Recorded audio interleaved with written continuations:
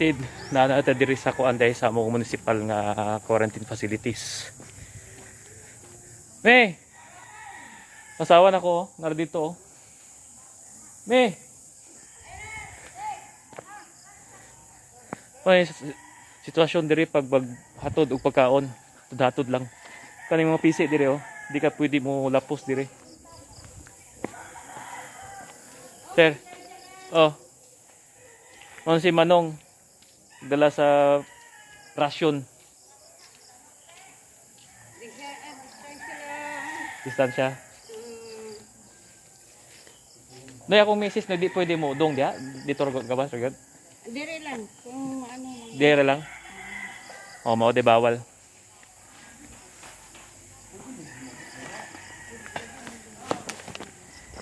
Me. Me. Noy.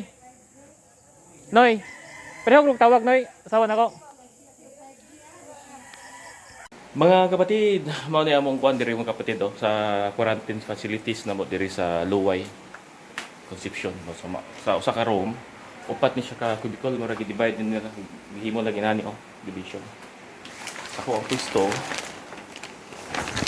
Ano yung pwesto na ko? Diba? Mas nindot pa sa hotel. Mas nindot pa rin sa hotel sa Manila. Relax pa kayo, pwede pa gagawas-gawas. Siya.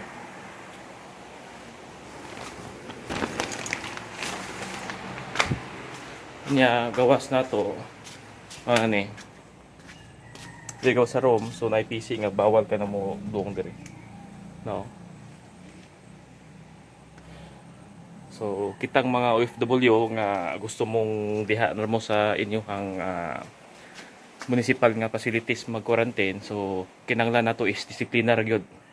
Kay diri sa gawas gyud o may gabantay pwede mga musibat. So disiplina ra gyud angay nato mga kapatid. Diri di sa quarantine facilities mga kapatid, bawal may magpagawas og butang.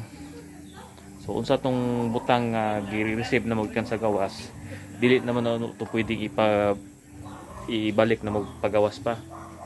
Hangtod mahuman ang among quarantine unya. Ang checking di sa temperature diri kaduha sa usa ka adlaw, usa sa buntag, usa pud sa hapon man checking nila.